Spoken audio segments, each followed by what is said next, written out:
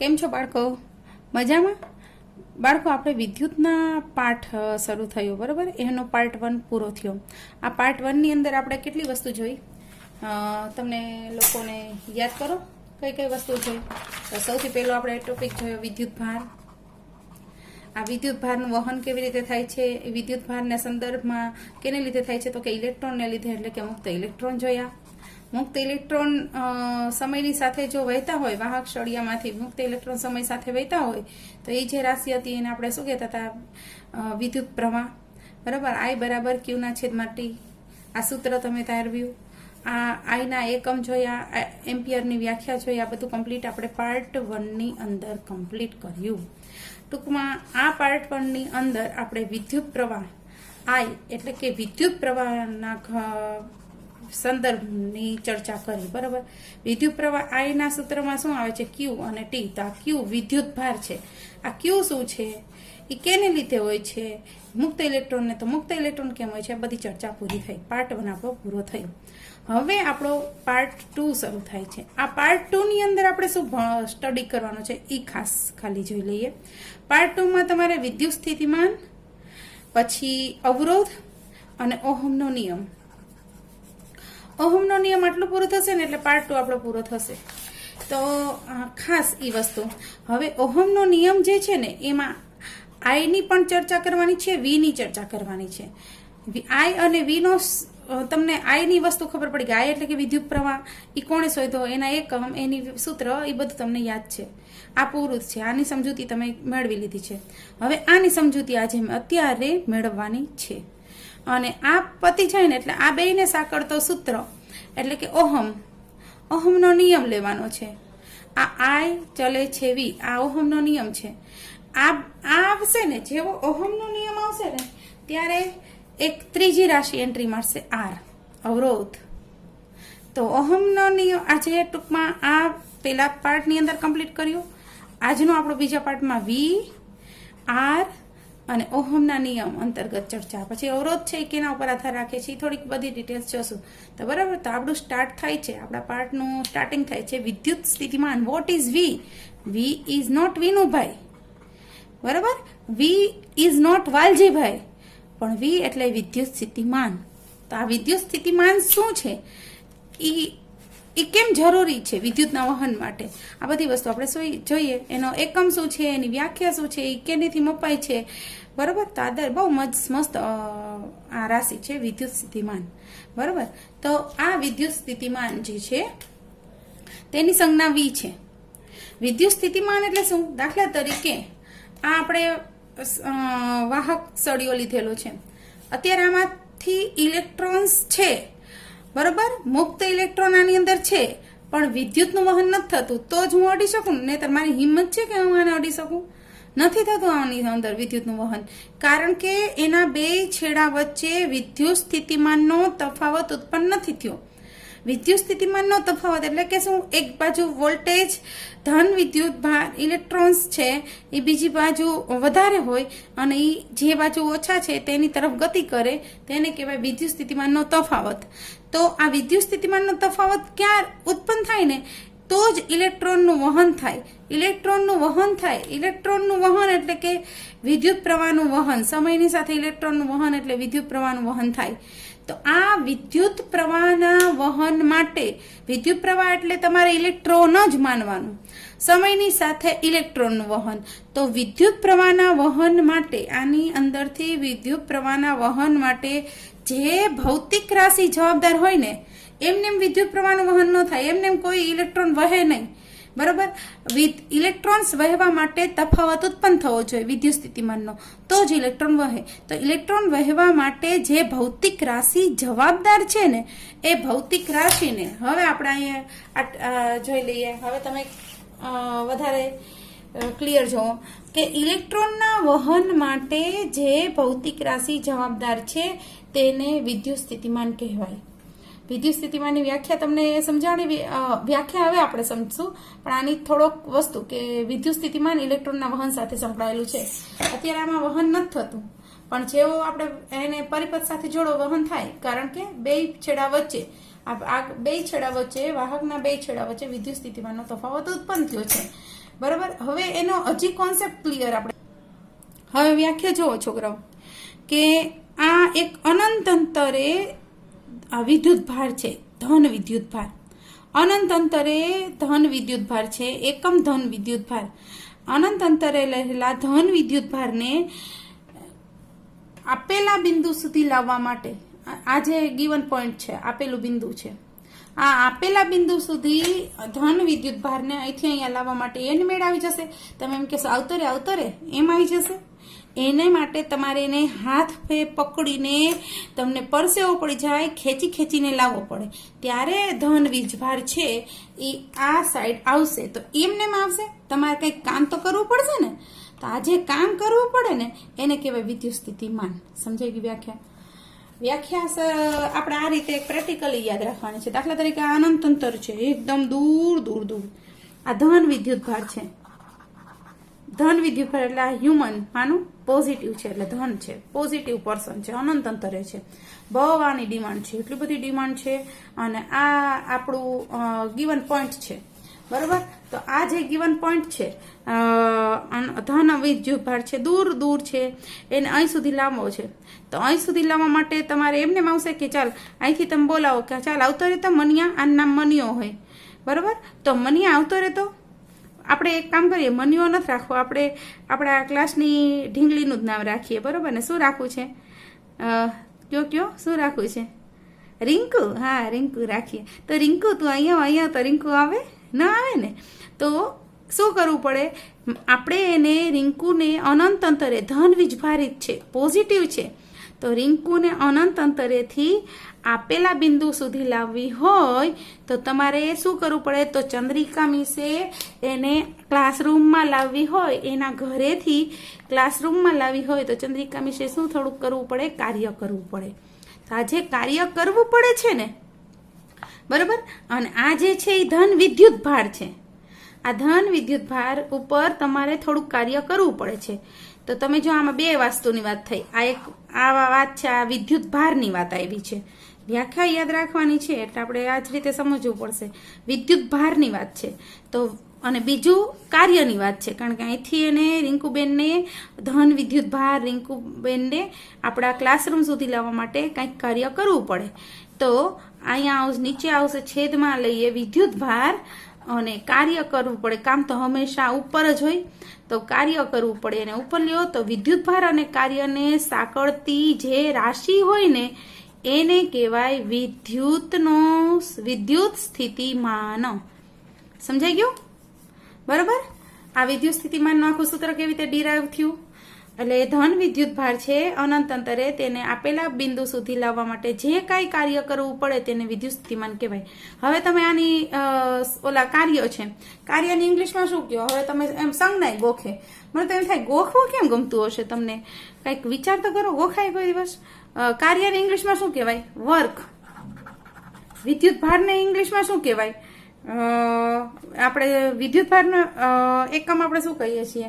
Coulomb. એટલે આ ક્યુ, બરાબર. અને વિદ્યુત સ્થિતિમાનને ઇંગ્લિશમાં વી, વિદ્યુત સ્થિતિમાન વોલ્ટ.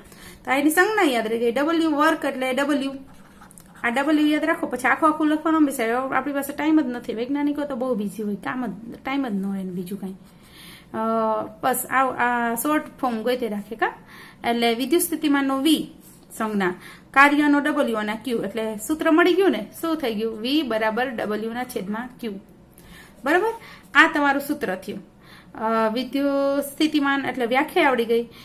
હવે છેદમાં જે હોય ને એને એકમ કરવાનું. કોઈ પણ વ્યાખ્યા ગમે ત્યારે બનાવવાની થાય. હવે 10માં બનાવવાની થાય, 11માં બનાવવાના થાય કે 12માં બનાવવાના થાય.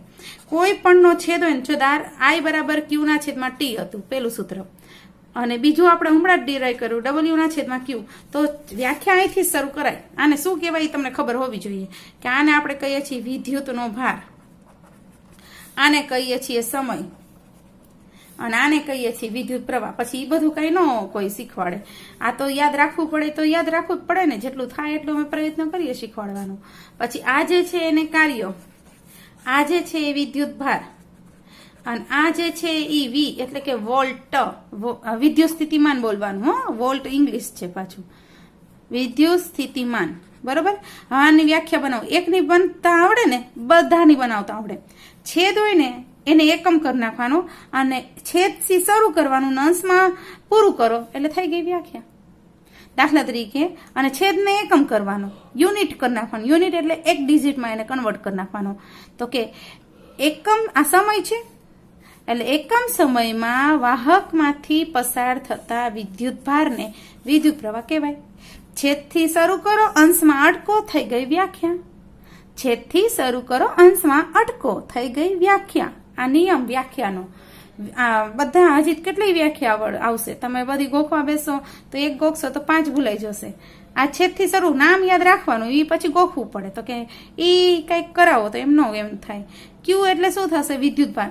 તો એકમ ધન વિદ્યુત ભારને અનંત અંતરેથી આપેલા બિંદુ સુધી લાવવા માટે કરવા પડતા કાર્યને વિદ્યુત સ્થિતિમાન કહેવાય. સિમ્પલ. બરોબર. આ રીતે તમારે વ્યાખ્યા યાદ રાખવાની. હવે બાળકો, આપણે સૂત્ર ખબર પડી ગઈ વિદ્યુત સ્થિતિમાનનું કે V બરાબર W ના છેદમાં Q. હવે આનો એકમ તારવવાનો છે. તો એકમ ઈઝી છે, એ ગોખાય નહીં ક્યારેય. જો આને શું કહેવાય એ યાદ રાખવાનું છે. આ જે છે આને તમે કહો છો કાર્ય, આને કહો છો તમે વિદ્યુત ભાર.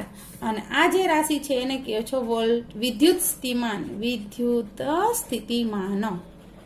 બરોબર. આટલું તમે કહો છો. હવે તમારે આને કેમાં માપવાનું એ યાદ રાખવાનું. તમે કેમાં, એકમ એટલે શું, એને કેમાં માપવાનું. દાખલા તરીકે ટાઈમ હોય તો એને તમે કેમાં માપો? સેકન્ડમાં. લંબાઈ છે તો લંબાઈને કેમાં માપો? સ્કેલમાં. એનું સ્કેલ માપો, આ સ્કેલની અંદર લંબાઈ માપો. તો એવી રીતે તમારે કોઈ પણ એકમ તારવવાનું હોય તો તમારે આ કાર્ય છે એ કેમાં મપાય? વિદ્યુત ભાર કેમાં મપાય? તો વિદ્યુત ભાર છે એ આપણે કેમાં માપીએ છીએ? એનો એકમ તો સ્ટાર્ટિંગમાં જોયો, કુલમભાઈએ શોધ્યો.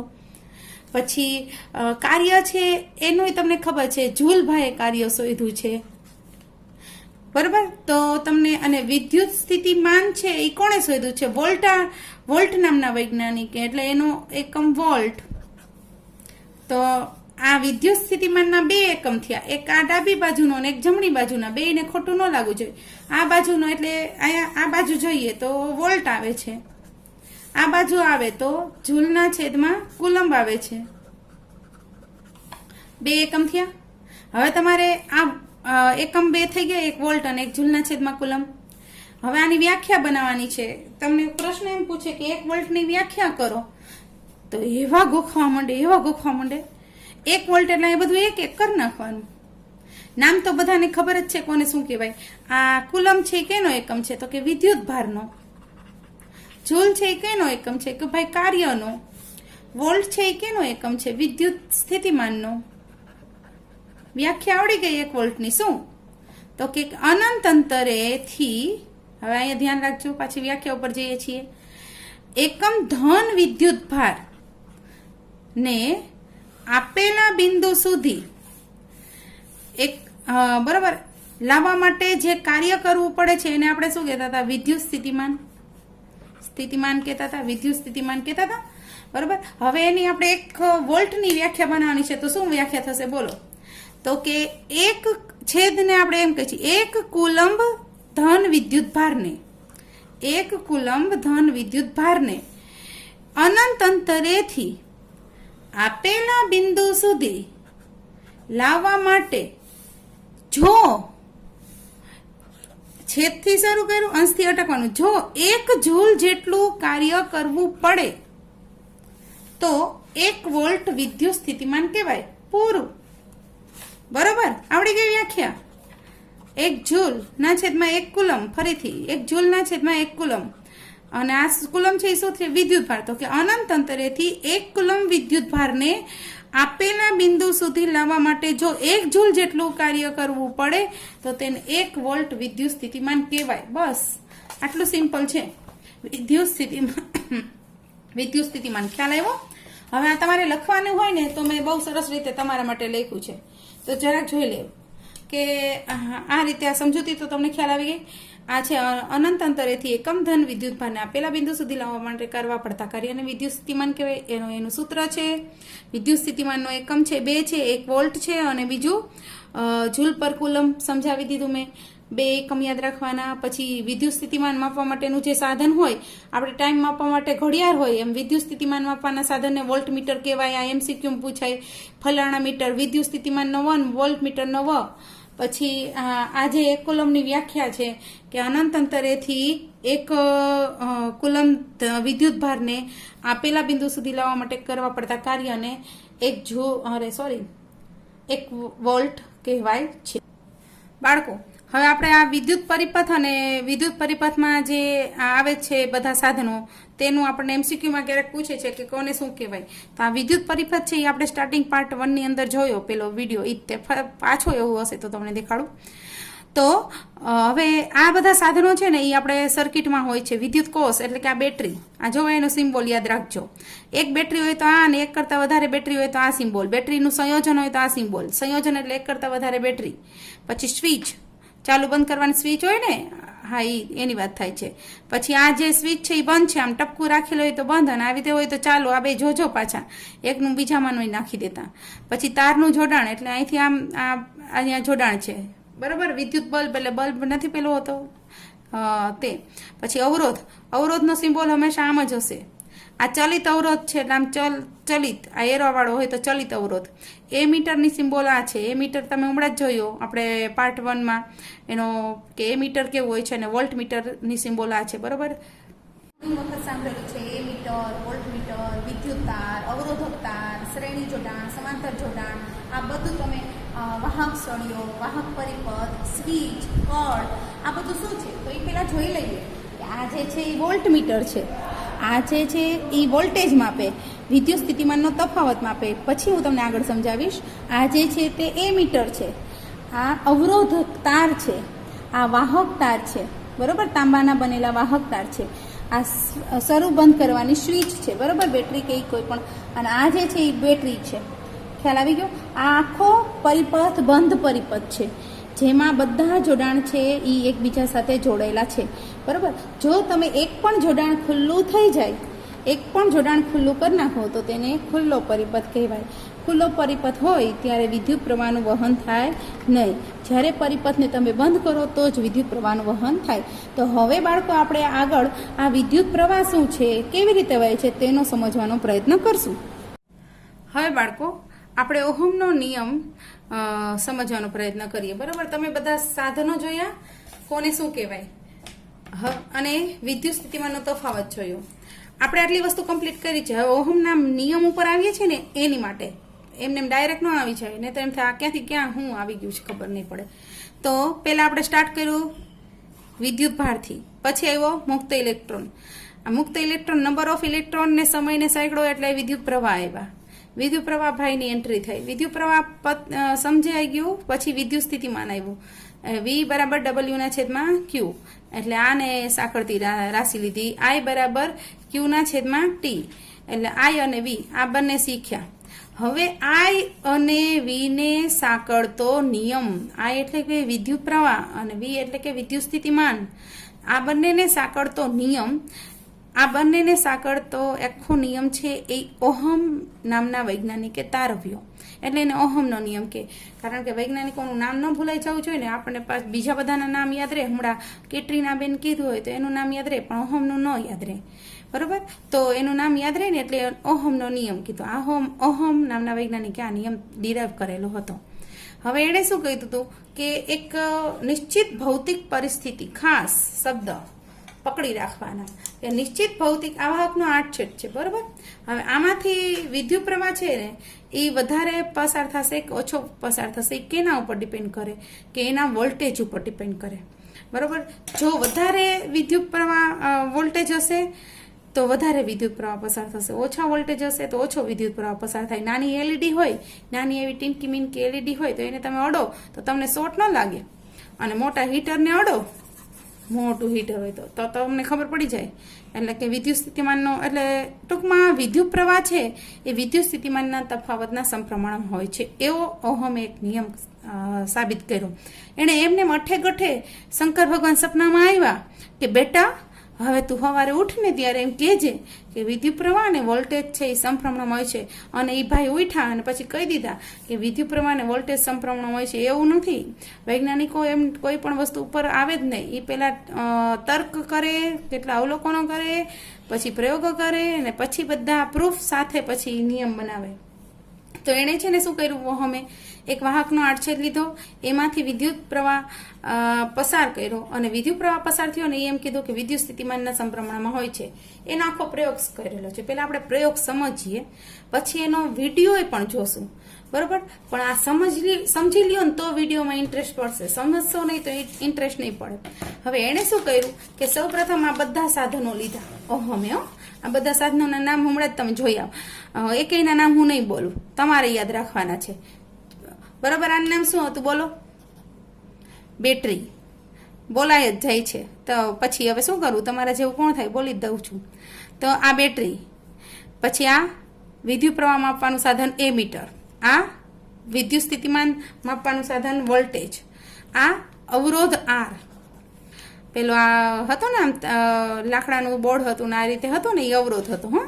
તો અવરોધ આર અને આખો પરિપથ છે કમ્પ્લીટ કર્યો છે આપણે. હવે જો ઓહમે શું કર્યું કે આખો આવી રીતે બંધ સાધનો આ બધા 2-3 લીધા. બેટરી લીધી, પછી એમીટર, વોલ્ટમીટર, અવરોધ અને વાહક તારથી આ બધા સાધનોને જોડ્યા. કેવી રીતે જોડ્યા એ જોજો કે બેટરી હંમેશા કોઈ પણ જોડાણ હોય ને બેટરીથી શરૂ કરવાનું અને બેટરીના એક છેડેથી શરૂ કરવાનું અને જોડાણ બીજા છેડે પૂરું કરો એટલે પૂરું. આપણે જે પ્રયોગ તમે જોશો ને આખો, એમાં આ 2 વસ્તુ મોસ્ટ ઇમ્પોર્ટન્ટ છે. કારણ કે ઓહમે આ 2ને તે સાંકળતો નિયમ આપ્યો છે. આ એમીટર અને વોલ્ટમીટરને સાંકળતો નિયમ આપેલો છે. હવે એમીટર શું માપશે? વિદ્યુત પ્રવાહ. અને વોલ્ટમીટર શું માપશે? વી. એટલે ઓહમના નિયમમાં આયો અને વીની જ વાત છે. તો આ 2 ખાસ સાધનો એણે જોડ્યા. સૌથી પહેલા તો એણે શું કર્યું કે બેટરીના ધન છેડો છે ને પ્લસ છેડો, તમે અંદર આપણે જોડાણ કરેલું છે જોજો. પ્લસ છેડા સાથે એમીટરનો પ્લસ જોડેલો છે, પછી એમીટરના માઇનસ છેડા સાથે અવરોધનો એક છેડો જોડેલો છે. પહેલા એણે જોડાણ આખું આવી રીતે કમ્પ્લીટ કરેલું જ કે ઓહમે કે આ બેટરીનો એક છેડો છે જોજો. પહેલા તો એમીટરને જોડી દેવાનું, એક કામ પતી જવું જોઈએ. તો આ બેટરીનો ધન છેડો છે, તો ધન છેડા સાથે એમીટરનો ધન છેડો જોડ્યો છે, બરાબર. પછી આ એમીટરના ઋણ છેડા હોય ને એની હારે વાહક અવરોધક તાર જોડેલો અને પછી આ કમ્પ્લીટ કર્યું. એટલે ટૂંકમાં પહેલું જોડાણ પૂરું કર્યું ને અહીંયા સ્વિચ હોય, બરાબર. એટલે સ્વિચ ને બધા સ્વિચ તો આપણી જે પ્રયોગ છે ને એમાં બેટરીની અંદર જ છે સ્વિચ, ચાલુ થાય છે ને બંધ થાય છે. તો આ જોડાણ કર્યું છે. આમાં એમીટર ખાસ તમારે એ જોવાનું છે. એમીટર હંમેશા કોઈ પણ સાધન સાથે હંમેશા એમીટર શ્રેણીમાં હોય. શ્રેણીમાં પરીક્ષામાં પૂછાશે એમસીક્યુમાં. નાના એમસીક્યુ હોય ને એને અવોઇડ નહીં કરવાના, બધી વસ્તુ હું કરાવું છું યાદ રાખવાની. તો આ જે એમીટર છે ને એ શ્રેણીમાં હોય છે, આખા પરિપથમાં એમીટર શ્રેણીમાં. તો હવે તમને પ્રશ્ન થયો તો મિસ ઓલું વોલ્ટમીટર કેમ ગયું? કારણ કે થાય ને, કારણ કે આઈની વાત આવી ગઈ તો વી ક્યાં રોવા બેસશે નહીં. તો વી ને એ લોકોએ આ રીતે જોડ્યું. જોયું? આ જે છે ને એને સમાંતર કહેવાય. તો વોલ્ટમીટર છે ને, વોલ્ટમીટર આ વી એનો એક છેડો આ અવરોધને પ્લસ માઇનસ ન હોય. જો કોઈથી બસ ભૂલથી નહીં કે કોઈ શિક્ષક અવરોધ ઉપર પ્લસ કે માઇનસ નહીં લખીને તો સમજી લેવાનું એને આવડતું નથી, ગોખી લીધું છે ને તમને ભણાવે છે, બરોબર. એટલે અવરોધને કોઈ દિવસ પ્લસ માઇનસ ન હોય, બાકી બધા એને હોય, અવરોધને ન હોય ખાલી. બાકી અને હંમેશા વિદ્યુત પ્રવાહની દિશા છે ને માઇનસમાં જશે ને પ્લસમાંથી નીકળશે. વિદ્યુત પ્રવાહ ઇલેક્ટ્રોન હોય ને, ઇલેક્ટ્રોન એટલે એ આ પ્લસમાંથી ટૂંકમાં વિદ્યુત પ્રવાહ વહેશે, એટલું યાદ રાખવાનું આપણે. તો હવે તમારે શું થશે? અવરોધના 2 છેડા છે ને, આ વોલ્ટમીટર છે તો એક છેડો અહીંયાથી જોડી દીધો વોલ્ટમીટરને આની સાથે, એટલે આ વોલ્ટમીટર છે ને એ સમાંતરમાં હશે અને એમીટર છે ને શ્રેણીમાં હશે. એ રીતે આખો પરિપથ તૈયાર કરવાનો, બધા સાધનોને જોડવાના. પછી શું કર્યું ઓહમભાઈએ કે પેલા એક બેટરી જોડી. આ એક બેટરી, આપણે જે બેટરી છે ને 2, 4, 6 અને 8 એ રીતના ક્રમમાં છે. તો પેલા એક બેટરી જોડી અને પછી જેવી એક બેટરી જોડી ને તમે એમાં જોજો રિયલ પ્રેક્ટિકલ તે મજા આવશે. દાખલા તરીકે અત્યારે અમે આ પરિપથ છે, આ પરિપથની અંદર આ અવરોધક તાર છે, આ વોલ્ટ મીટર છે, આ બધું છે, આ એ મીટર છે, બરોબર. અહીંયા એ મીટર લખું છું, અહીંયા વી લખું છું, અને આ એક જ બેટરી જોડી છે. તો એક બેટરી જોડીને ત્યારે આની અંદર અવલોકન છે ને 0.10 અને વોલ્ટ મીટરનું અવલોકન 1.5 હતું, અને એણે અવલોકન કોઠામાં એ અવલોકન નોંધ્યું. આવી રીતે અવલોકન કોઠો બનાવ્યો. પછી એણે બે બેટરી જોડી. જેવી હવે અહીંયા જોતા જાજો તો અવલોકન કોઠામાં રીડિંગ હું નોટ કરતી જાઉં છું, જોજો. બે બેટરી જોડી, તો બે બેટરી જોડી એટલે આ જે એમીટર છે ને એનું રીડિંગ આવ્યું 15 અને 2.6. તો બે બેટરી જોડી એટલે વધ્યું આ રીડિંગ, 10 માંથી 15 થયું, અને અહીંયા 1.5 ની જગ્યાએ 2.6 એ લખ્યું. પછી એને 3 બેટરી જોડી, તો એમીટરનું રીડિંગ 19 અને વોલ્ટ મીટર ઇઝ 3.6. પછી 4 બેટરી જોડી, તો 20.20 એન્ડ 4.5. આ રીતના રીડિંગ છે એ બધા અવલોકન કોઠામાં નોંધીને પછી આર છે ને એની તારવણી કરી કે આર શું હશે. પછી એણે શું કર્યું, એક ગ્રાફ ડ્રો કર્યો ને એમાં જરૂરી નથી કે એક્સ અક્ષ ઉપર શું લેવું ને વાય અક્ષ, તમને જ્યાં ગમે ત્યાં લઈ લેવાનું, ગોખવાનું નહીં. એમાંય ગોખે કે અહીંયા વી લીધું તું એટલે માર્ક્સ હવે નહીં મળે, તો એ તો ચાલે, ગ્રાફ તમારે થઈ જવો જોઈએ. તો આપણે વોલ્ટ મીટર વિદ્યુત સ્થિતિમાનનો તફાવત મેં અહીંયા લીધો છે, તમે અહીંયા લ્યો તો કંઈ વાંધો નહીં, અને વિદ્યુત પ્રવાહ અહીંયા. એમાં પછી આપણે આ અવલોકન ગ્રાફ આપણે દોરવાની કોશિશ કરી કે 0.10 હોય ત્યારે કેટલું આવે છે વિદ્યુત સ્થિતિમાનનો તફાવત 1.5, એટલે અહીંયા પોઈન્ટ આવ્યું. પછી 0.15 હોય, આ 15 છે, ત્યારે કેટલું આવે છે 2.6, એટલે પોઈન્ટ અહીંયા આવે છે. પછી 0.19 હોય ત્યારે આપણે આવે છે 3.6, બરાબર, અહીંયા પોઈન્ટ આવે છે. અને બધા પોઈન્ટને જોડો તો અહીંયા જે આવે છે રેખા, એક સુરેખા છે, બરાબર, જે અવરોધનું મૂલ્ય દર્શાવે છે. અવરોધ છે ને એ શું છે, હવે અવરોધ ઉપર આવી ગયા, જોયું, આઈ અને વી ઉપરથી આર ઉપર આવે છે. આર ની વાત પછી કરીએ, પેલા આ બે એની વસ્તુ જોઈ લઈ કે તમે આમાં આ ગ્રાફ ઉપર માર્ક કર્યું, આ પોઈન્ટ ઉપર પોઈન્ટ જોવો, પોઈન્ટને આપણે વધારે જ તમે જોવો સરસ રીતે. તો તમે એ જોયું કે આમાં ધીમે ધીમે આઈ છે, પેલા 10, પછી 15, 19 ને 20, 10, 15, 19, 20. બેટરી વધે છે, બેટરી 2, 4, 6, 8 બેટરી વધે છે. તો વિદ્યુત પ્રવાહ તો ખબર જ નહીં, એક બેટરી હોય થી જોડો તો બે બેટરીથી વધારે વીજળી મળે, બરોબર, 3 બેટરીથી એનાથી વધારે મળે. તો હવે અહીંયા આઈ જોવો, તો આઈ ધીમે ધીમે 10, 15, 19, 20, એટલે આઈ જેમ જેમ વધે છે ને, આઈ એટલે કે વિદ્યુત પ્રવાહ વધ્યો. તો બાજુમાં વોલ્ટ વિદ્યુત સ્થિતિમાન જોવો, વિદ્યુત સ્થિતિમાનની સામે ધ્યાન આપો. તો 1.5, 2.6, 3.6, 4.5, તો વી પણ વધે છે, એટલે આઈ વધે તો વી વધે, બરોબર. આઈ અને વી, આઈ વધે તો વી પણ વધે. અને હવે ઉપર જાઓ છો, 20, 19, 15, 10, અને આઈ ઘટે તો વી પણ ઘટે. એનો મતલબ શું થયો, આઈ અને વી બંને એકબીજાના સમપ્રમાણમાં જ છે. બે વધતા હશે તો બે સાથે જ વધશે, સમપ્રમાણ છે, વ્યસ્ત નથી, ઉલટા નથી. બે ઘટતા હશે તો સાથે જ ઘટતા હશે, બરોબર. આ આપણો ઓહમભાઈએ નિયમ આપેલો છે. હવે અવરોધ કેવી રીતે આવશે એ પછી વાત, પેલા અહીં સુધી તો આપણે જોઈ લઈએ. તો આ જે છે એ આપણો ઓહમનો નિયમ છે, બરોબર. એને શું આપેલું કે આ વાહકના તારમાંથી, વાહકના આડછેદમાંથી પસાર થતો વિદ્યુત પ્રવાહ તે વિદ્યુત સ્થિતિમાનના તફાવતના સમપ્રમાણમાં હોય છે.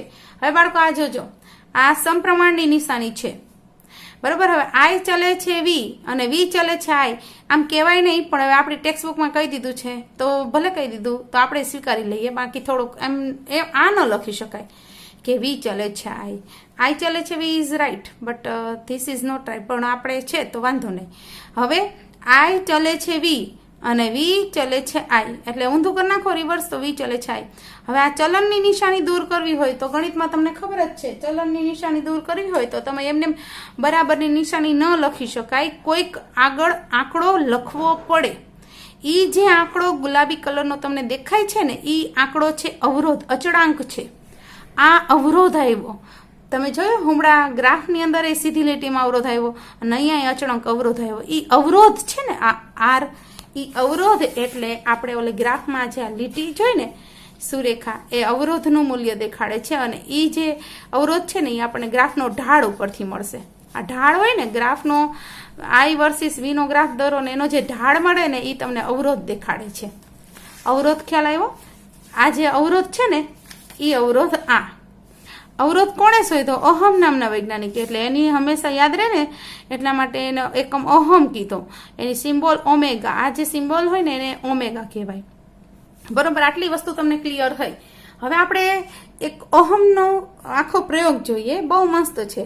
એ પ્રયોગ જોશો એટલે વધારે ક્લિયર તમને આ રીડિંગ જે આવેલા છે ને, મેં તમે અહીંયા લખેલા છે, અઠ્ઠે ગઠ્ઠે લખેલા નથી, પ્રયોગ સાથે લખેલા છે.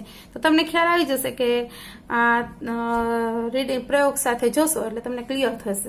બાળકો, આપણે ઓહમનો પ્રયોગ જોઈએ. ઓહમના પ્રયોગ માટે જે જોડાણ છે તમે આકૃતિમાં જોઈ શકો છો તે રીતે કરવામાં આવેલા છે. આ જે બેટરીનો ધન છેડો છે, આ બેટરી છે અને બેટરીના ધન છેડા સાથે આપણે શ્રેણીમાં એમીટરનો ધન છેડો જોડેલો છે. બરાબર, પછી એમીટર જે છે એના પછી તમે આકૃતિમાં જોતા જાઓ તો કે એમીટરના ઋણ છેડા સાથે અવરોધ જોડેલો છે. તો એમીટરનો ઋણ છેડો છે તેની સાથે આપણે અવરોધ જોડેલો છે, અવરોધનો છેડો જોઈન્ટ કરેલો છે.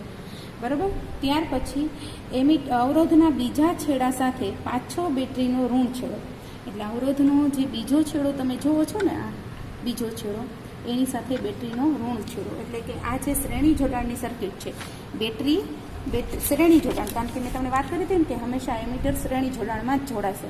તો કે બેટરી, પછી એમીટર, પછી એમીટરમાંથી અવરોધ અને અવરોધમાંથી બેટરી, એટલે આ જે જોડાણ થયું તે તમને શ્રેણી જોડાણ જોવા મળે છે.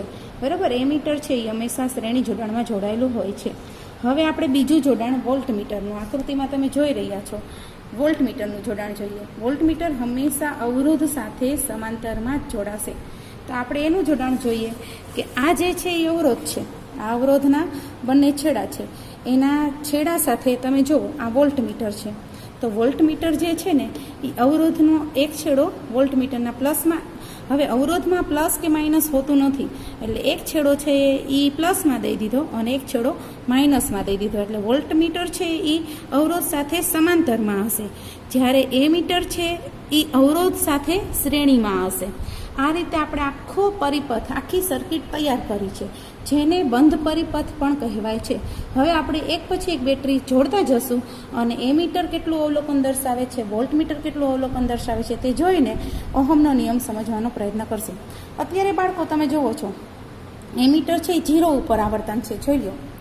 બરાબર, 0 ઉપર છે, કારણ કે તેમાં પરિપથમાંથી વિદ્યુત પ્રવાહ વહેતો નથી, કારણ કે સ્વિચ જે છે, આપણે સ્વિચ અહીંની છે ઓન ઓફ સ્વિચ છે તે બંધ છે, એટલે આ 0 છે. સેમ વોલ્ટેજ પણ વિદ્યુત સ્થિતિમાનનો તફાવત, આ બે અવરોધના બંને છેડા વચ્ચે વિદ્યુત સ્થિતિમાનનો તફાવત પણ અત્યારે 0 છે, કારણ કે પ્રવાહ વહેતો નથી.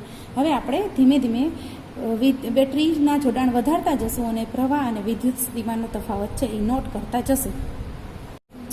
હવે બાળકો, આપણે જેમ જેમ બેટરીના જોડાણ વધારીએ છીએ, જ્યારે એક બેટરીના જોડાણ વધારીએ છીએ તેમ તેમ આપણે એમીટરનું રીડિંગ જોતા જઈએ, નોંધતા જઈએ અને વોલ્ટમીટરનું રીડિંગ નોંધતા જઈએ. તો એમીટર જે છે એ 0 પોઈન્ટમાં દેખાડે, એમ્પિયર વિદ્યુત પ્રવાહ છે ને એ પોઈન્ટમાં હોય, એટલે 0 થી 0.2 છે. એટલે આ વિદ્યુત પ્રવાહ તમે જોવો ને તો 0.5ની આસપાસ વિદ્યુત પ્રવાહ જોવા મળે છે. આ જે અવલોકન છે તે આપણે અવલોકનમાં ટેબલમાં નોંધીએ તો 0.1ની આસપાસ એનું રીડિંગ થાય છે. બરાબર, પછી ત્યારે જ વોલ્ટમીટરનું રીડિંગ જોઈએ તો 1.5 વોલ્ટ જોવા મળે છે. 1 થી 2ની વચ્ચે છે, એટલે કે 1.5 જેટલા વોલ્ટેજ જોવા મળે છે. બરાબર, એટલે આપણે 1.5 અવલોકન નોંધ્યું. હવે આપણે સંખ્યા વધારીએ બેટરીની. બરાબર, આ સંખ્યા વધે છે બેટરીની, તો એમીટરનું અવલોકન જુઓ કેટલું વધ્યું, 1.15ની આસપાસ એનું અવલોકન વધે છે. બરાબર, તો એ જ રીતે વોલ્ટમીટરનું અવલોકન જુઓ તમે તો 2.5 અરે 6ની આસપાસ વધે દેખાય છે, તમને ખ્યાલ આવે છે? 2.6, જેનું આપણે અવલોકન ટેબલમાં તે અવલોકન નોંધતા જઈએ. ત્યાર પછી બેટરીની સંખ્યા હજુ વધારીએ તો પ્રવાહ છે એ મીટરમાં પ્રવાહ છે તે વધતો જાય છે. તે કેટલો દેખાય છે આપણને? જે 0.1 થી ને 2ની વચ્ચે, એટલે કે 0.19ની આસપાસ પ્રવાહ દેખાય છે. અને વોલ્ટમીટરમાં અવલોકન જે છે તે આપણને 3.6ની આસપાસ જોવા મળે છે. ત્યારબાદ આપણે હવે બેટરીની સંખ્યા વધારે હજી એક, તો વિદ્યુત પ્રવાહ છે તેનું અવલોકન 2, બરાબર, 0.2, અને વોલ્ટમીટરનું અવલોકન જે છે તે 4.5 જોવા મળે છે. આ દરેક અવલોકનો આપણે અવલોકન કોઠાની અંદર નોંધીએ, બરાબર. અને ત્યારબાદ આપણે એનો ગ્રાફ દોરવાનો પ્રયત્ન કરીએ. હવે આપણે શું કરીએ બાળકો? ગ્રાફ દોરવાનો છે. આ ગ્રાફ છે આપણે અવલોકન કોઠામાં જે રીડિંગ લખેલા છે ને એના આધારે દોરીએ. કે જ્યારે વિદ્યુત પ્રવાહનું અવલોકન 0.10 હોય ત્યારે વોલ્ટેજ 1.5, બરાબર. પછી 0.15 હોય ત્યારે 2.6, 0.19 હોય ત્યારે 3.6 અને 0.20 હોય ત્યારે 4.5. આ બધા અવલોકનો છે તે આપણે ગ્રાફ પેપરમાં આપણે દોરીએ તો તમને આ સીધી રેખા જોવા મળે છે. અહીંયા આપણે લેવામાં આવે છે વોલ્ટેજ, વિદ્યુત સ્થિતિમાનનો તફાવત x અક્ષ ઉપર, અને y અક્ષ ઉપર લેવામાં આવે છે વિદ્યુત પ્રવાહ, બરાબર. અને બંનેના પોઈન્ટ લઈને રીડિંગ છે તેને આપણે ગ્રાફમાં મૂકો તો તમે આ સીધી રેખા જોઈ શકો છો, સુરેખા જોઈ શકો છો. જે સુરેખા છે તે અવરોધનું મૂલ્ય દર્શાવે છે. આનો ઢાળ તમે લ્યો ને, અવરોધ r એટલે કે v છેદમાં i. તો આ જે ઢાળ હોય ને, ગ્રાફનો ઢાળ, આ ભાગ, આ જે છે એ આપણને હંમેશા અવરોધનું મૂલ્ય દેખાડે. તો આ v અને i ના ગ્રાફ ઉપરથી, વોલ્ટેજ અને વિદ્યુત પ્રવાહના ગ્રાફ ઉપરથી તમે અવરોધ શોધી શકો છો, જે તમને સુરેખા સ્વરૂપે જોવા મળે છે. ઓહમનો આપણે પ્રેક્ટિકલ જોયો. હવે એના ઉપરથી તમે ધીમે ધીમે આર ઉપર આવો છો. આઈ અને વી ક્લિયર થયું. હવે આર ઉપર આવીએ છીએ ત્યારે હવે સમજો, જો 0.1 એમ્પિયર હોય, આ તો હવે મારી રીતે આ પોઈન્ટ આપણે લઈએ છીએ. આપણે ટેક્સ્ટબુકમાં જે રીતેના છે ને એ બધા લખીએ છીએ. જો વિદ્યુત પ્રવાહનું રીડિંગ 2 વોલ્ટની બેટરી જોડીએ, 2 બેટરી જોડીએ ત્યારે વિદ્યુત પ્રવાહનું રીડિંગ 0.1 એમ્પિયર હોય ત્યારે વોલ્ટેજ 1 વોલ્ટ, 0.2 એમ્પિયર હોય ત્યારે 2 વોલ્ટ, 0.3 એમ્પિયર હોય ત્યારે 3 વોલ્ટ, અને 0.4 એમ્પિયર હોય ત્યારે 4 વોલ્ટ, બરાબર. એટલે વિદ્યુત પ્રવાહ વધે છે તો વોલ્ટેજ વધે છે, વિદ્યુત પ્રવાહ ઘટે તો વોલ્ટેજ ઘટે. તો એના ઉપરથી આપણે અવરોધ આર તારવાની કોશિશ કરીએ તો આર બરાબર v ના છેદમાં i. આ એક સૂત્ર છે ઓહમના નિયમ ઉપરથી. હું તમને ખ્યાલ કરાવું તો પોઈન્ટ સાથે આપણે અવરોધનું મૂલ્ય તારવીએ તો આર બરાબર v ના છેદમાં v પર કેટલા છે? 1 વોલ્ટ, અને i કેટલા છે? 0.1. હવે આને ડિવાઈડ કરો તો તમારે 10 આવશે. અહીંયા 10 મૂક્યા. હવે બીજામાં તો કે v નું મૂલ્ય કેટલું છે? 2. i કેટલા છે? 0.2. ડિવાઈડ કરો 10. પછી ત્રીજામાં v 3, i 0.3. ડિવાઈડ કરો 10. દરેક જગ્યાએ અવરોધનું મૂલ્ય સરખું આવે છે. અવરોધ હંમેશા અચળ જ હોય, બરોબર. આપણે આ ઓહમનો નિયમ કર્યો, એમાં ગ્રાફ ડ્રો કર્યો. અહીંયા તમે v લીધા, અહીંયા i લીધા. તો આ જે આવ્યા અવરોધનું મૂલ્ય હંમેશા એક સરખું જ હોય, અચળ જ હોય. આ અવરોધ છે ને એ આપણે ગ્રાફનો ઢાળ, અવરોધ r એટલે કે v ના છેદમાં i. તો આટલો ભાગ તમને શું દેખાડે? v. અને આટલો ભાગ તમને શું દેખાડે? i. એટલે આ v ના છેદમાં i લ્યો ને એટલે તમને આટલો પાર્ટ મળે. આ પાર્ટ એટલે અવરોધ. અવરોધ એટલે ગ્રાફનો ઢાળ. જે સુરેખા હોય ને એની નીચેનો ઢાળ લઈ લ્યો એટલે તમને અવરોધનું મૂલ્ય આવે. અને એ અવરોધનું મૂલ્ય હંમેશા જે જગ્યાએ અહીંયા લેશો ને ઢાળ તોય તે 10 આવશે, અહીંયા લેશો તોય 10 આવશે, અહીંયા લેશો તોય 10 આવશે. ટૂંકમાં આ જે ગ્રાફ ડ્રો કરેલો હશે ને એના કોઈ પણ પોઈન્ટ ઉપર તમે ઢાળ લેવા જશો ને તો એનું મૂલ્ય અહીંયા લેશો કોઈ પણ જગ્યાએ 10 જ આવશે, કારણ કે અવરોધનું મૂલ્ય અચળ હોય છે, બરોબર. અચળાંક ક્યારેય ચેન્જ ન થાય. એટલે આપણે સૂત્રમાં તમે જુઓ ને તો અહીંયા ચલનની નિશાની દૂર કરી અને બરાબર કર્યું. તો ચલનની નિશાની દૂર કરીને બરાબર કરવું હોય ને તો વચ્ચે એક અચળ આંકડો રાખવો પડે. એ અચળ આંકડો એટલે અવરોધ. એને ઓહમે શોધ્યો હતો. તો અવરોધનું સૂત્ર તમારે કરવું હોય તો આર ને આ બાજુ રાખો, એની બાજુમાં આઈ છે, આઈ ને આ બાજુ જવા દો તો v ના છેદમાં આઈ આવી ગયું, બરોબર. હવે અવરોધનું સૂત્ર મળી ગયું. હવે અવરોધ ઉપર આવ્યા બરોબર, જોયું આપણે આઈ પતી ગયું, વી પતી ગયું. હવે આપણે મેઇન ટોપિક આર ઉપર આવ્યા. તો હવે આપણે આર નો સ્ટડી કરશું. પેલા તો ખાલી અવરોધનું આપણે સૂત્ર અને એની એકમ જોઈ લઈએ. તો આર બરાબર વી ના છેદમાં આઈ. હવે અવરોધ શોધ્યો કોણે? ઓહમે. એટલે એનો એકમ તો ભૂલાય જ નહીં કોઈ દિવસ આપણે. હવે આપણે આ જે છે આ વિદ્યુત સ્થિતિમાન એને શું કહેવાય? વોલ્ટ. અને આ વિદ્યુત પ્રવાહને શું કહેવાય? એમ્પિયર. એનો શું કહેવાય? એટલે વિદ્યુત સ્થિતિમાન કેમાં મપાય? વોલ્ટમાં. અને એમ વિદ્યુત પ્રવાહ કેમાં મપાય? એમ્પિયરમાં. તો આના બે એકમ થયા ને અવરોધના. અવરોધનું આ સૂત્ર છે. તો આ એક એકમ ઓહમ થયો અને બીજો એકમ વોલ્ટના છેદમાં એમ્પિયર થયો. ખ્યાલ આવી ગયો? આ એકમ તમે, અને ઓહમની સિમ્બોલ છે ઓમેગા, વોલ્ટની સિમ્બોલ છે વી, એમ્પિયરની સિમ્બોલ છે એ. વ્યાખ્યા બનાવવાની એકમની, દરેક એકમની વ્યાખ્યા છે. અહીંયા એ એક કદ્યો. હવે વ્યાખ્યા આવડી ગઈ તમને? શું બોલો? ઓહમ અવરોધ. આને અવરોધ કયો છો, આને કયો છો વિદ્યુત સ્થિતિમાન. વોલ્ટ એટલે વિદ્યુત સ્થિતિમાન. દેખાય છે ને કે નથી દેખાતું? સ્થિતિમાન. અને એમ્પિયર એટલે કે વિદ્યુત પ્રવાહ. તમને તેમ જ થાય ને કે મિસ જાણે કે મને સામે જ ભણાવે છે એમ લાગુ છે ને, મને લાગુ છે ને તમારે સામે જ બેઠા છો એમ. તો આપણે એકબીજાને મિસ ન કરવા જોઈએ, બરોબર ને? હવે આ જે છે આનું તમે વ્યાખ્યા બનાવો ઓહમની, તો કેવી રીતે બનશે? તો એ રીતે કે વાહકના આડછેદમાં જો 1 એમ્પિયર જેટલો વિદ્યુત પ્રવાહ પસાર કરો અને 1 વોલ્ટ છેદથી શરૂ કરવાની, અંશે અટકવાનું. 1 એમ્પિયર વિદ્યુત પ્રવાહ પસાર કરો અને 1 વોલ્ટ વિદ્યુત સ્થિતિમાનનો તફાવત ઉત્પન્ન થાય તો તેને 1 ઓહમ અવરોધ કહેવાય. સિમ્પલ વ્યાખ્યા. ખ્યાલ આવી ગયો? વાહકના આડછેદમાં 1 એમ્પિયર જેટલો વિદ્યુત પ્રવાહ પસાર કરો અને 1 વોલ્ટ જેટલો વિદ્યુત સ્થિતિમાનનો તફાવત ઉત્પન્ન થાય તો તેને 1 ઓહમ અવરોધ કહેવાય છે. આ થઈ ગઈ તમારી 1 ઓહમની વ્યાખ્યા અને એનું પેલું સૂત્ર અને એકમ ને આ બધું, બરોબર? આ સરસ રીતે તમારી યાદ રાખ. બાળકો, આપણે આ ઓહમનો નિયમ તારવ્યો અને ઓહમના નિયમ ઉપરથી આપણે અવરોધની એન્ટ્રી મારી, અવરોધમાં એન્ટ્રી મારી, અવરોધની એન્ટ્રી નહીં.